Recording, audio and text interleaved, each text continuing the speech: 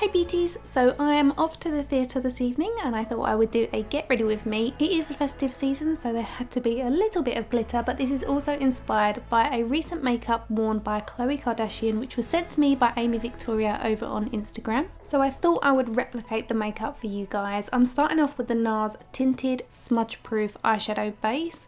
I decided to do the eyes before I do the base makeup purely because with glitter there is always fall down and it can be a nightmare to get off of your base makeup. I have always used Scotch tape to remove it, but if you are doing a full coverage makeup, just play it safe and do your eyes first. That's the reason I've chose to use a tinted eyeshadow base, so it will neutralise the skin. It has a little bit more of a yellow undertone, which most of the foundations that I opt for have. I have more of a neutral undertone, but you will find most foundations tend to pull a little yellow.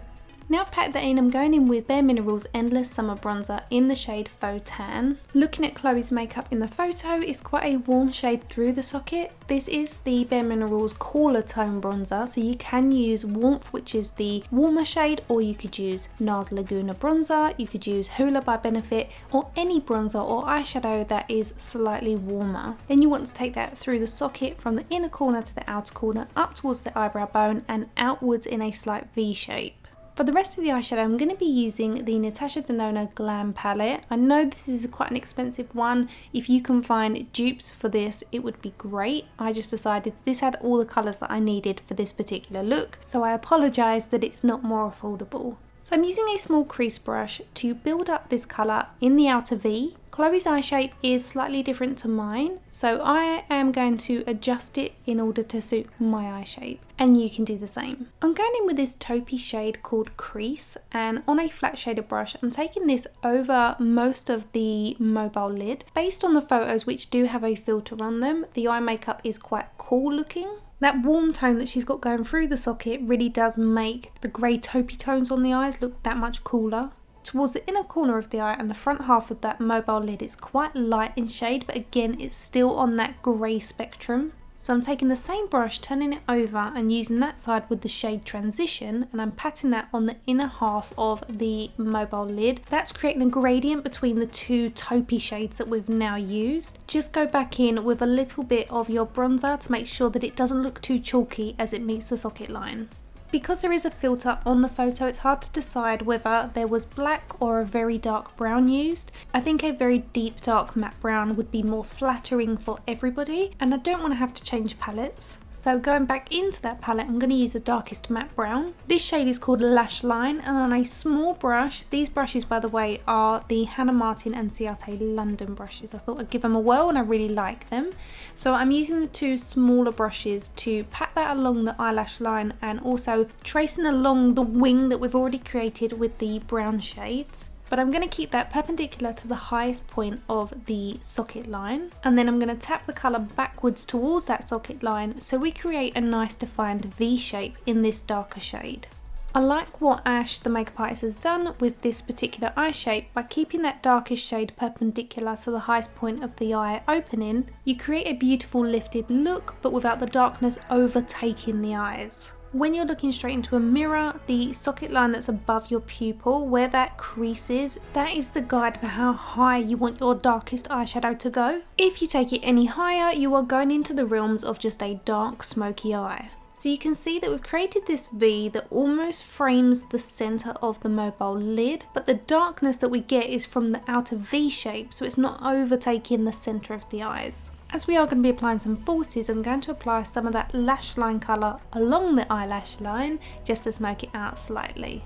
Along the waterline, I'm going to be applying some of my favourite Bobbi Brown Longwear gel eyeliner in the shade Sepia Ink. I think I discovered this shade about 10 years ago and I've been using it ever since. It's the most perfect dark muddy brown shade, no warmth so it won't make your eyes look red. Again, I can't tell whether Khloe was wearing a black or a brown, so going with this colour works really well. I did just try a black across the top, but the actual product that I was using was a new one and it was a bit of a miss for me, so I'm going over it with the Sepia Ink. You don't always have to line your top lid. I feel like this is a really good thing to do if you're wearing false eyelashes because it really just helps to disguise the band. Great also if you're not adept at applying eyelashes because it will disguise if you haven't managed to get your eyelash band to lay completely flat against the skin. I'm taking a pencil brush, again from Ciate London and Hannah Martin collaboration, and I'm taking the shade Smoke underneath the eyelashes all the way along, and then closer to the root of the eyelashes I'm taking that Lash Line shade, which is the deeper dark brown.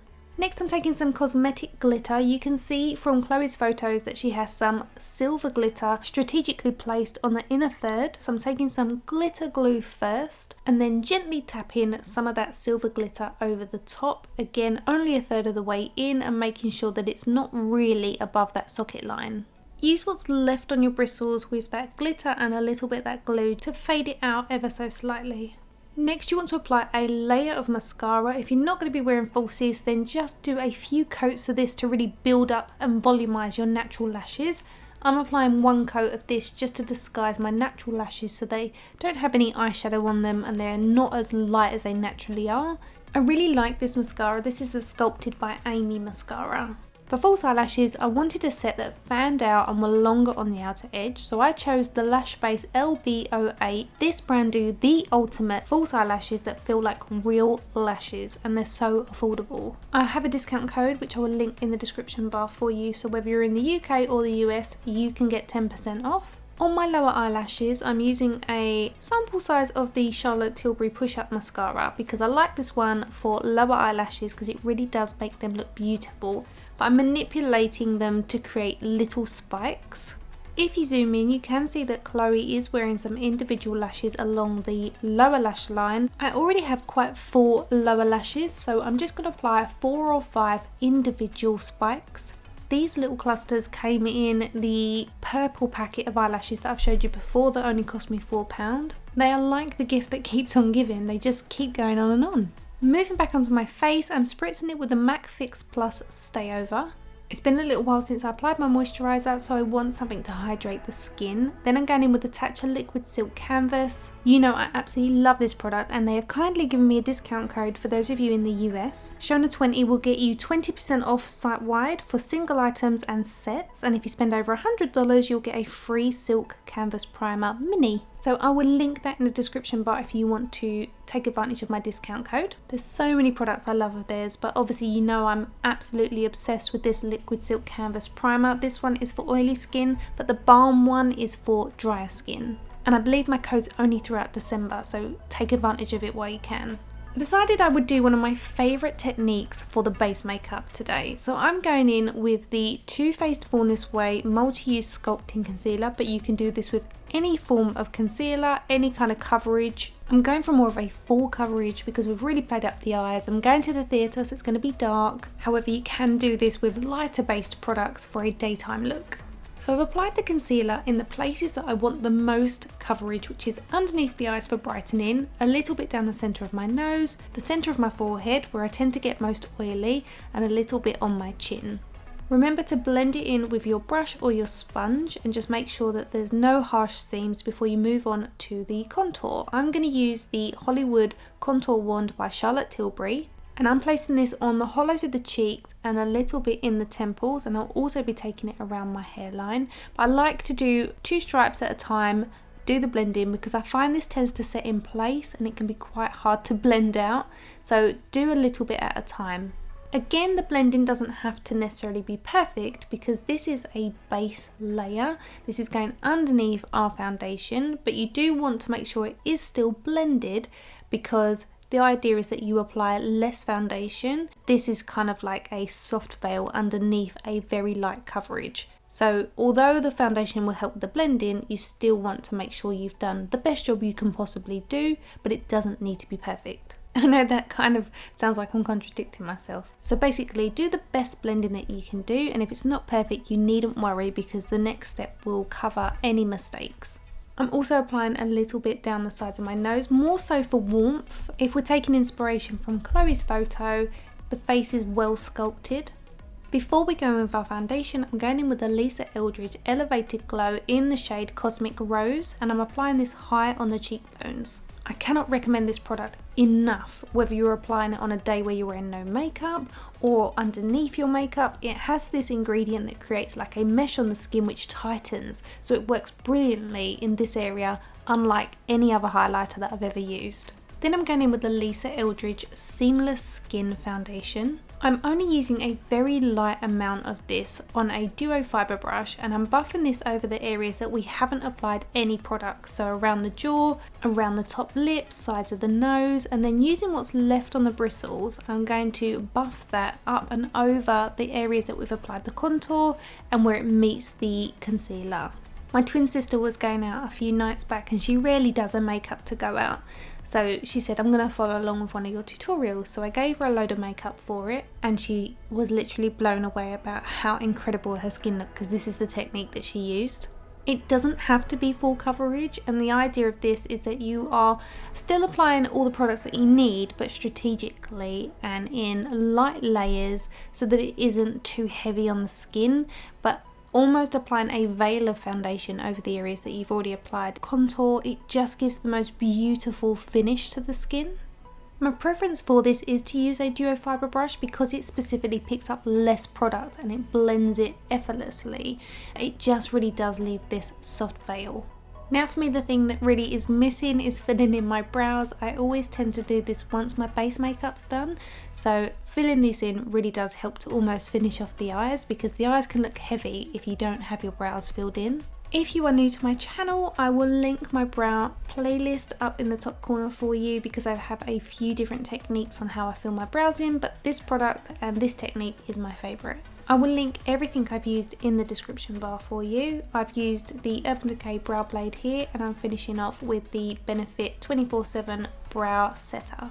For the sake of the tutorial, I'm going to fill my lips in using Velvet Teddy by MAC, and then I'm going to line the outer edges of them using my coffee pencil and blending that in for a 90s vibe, finishing off with a little bit of concealer in the centre just to give you full Chloe vibes. On the cheeks, I'm applying a little bit of Everlasting blush in the shade Honeysuckle by KVD, and then I'm softening that off with my Duo Fibre Brush. So this is the makeup complete. However, I'm going to do my hair, but I'm going to remove my lips because I would never go out with this lipstick.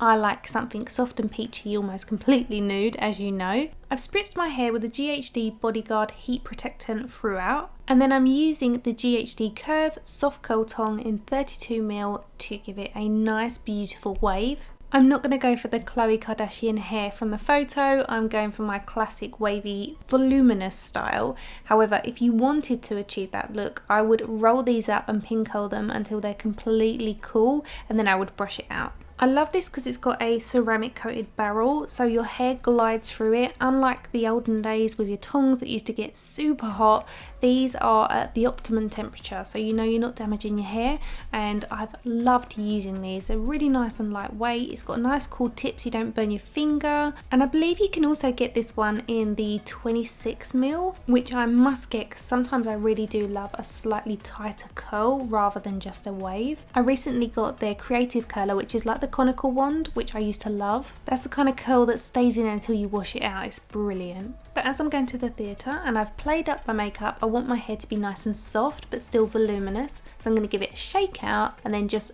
finger through it just to break up the curls. And then I'm applying some Peach Lip Oil by Too Faced. This is definitely more my vibe. It's not perfect with the eye makeup, but again it's going to be dark and no one's going to notice, and this is so comfortable on my lips. So thank you to Aimee Victoria for sending me the photo and requesting this look. I hope you love my version of it. As always, I will list and link all the products I've used in the description bar. Please subscribe if you're new to my channel, and I will see you on Thursday with another tutorial.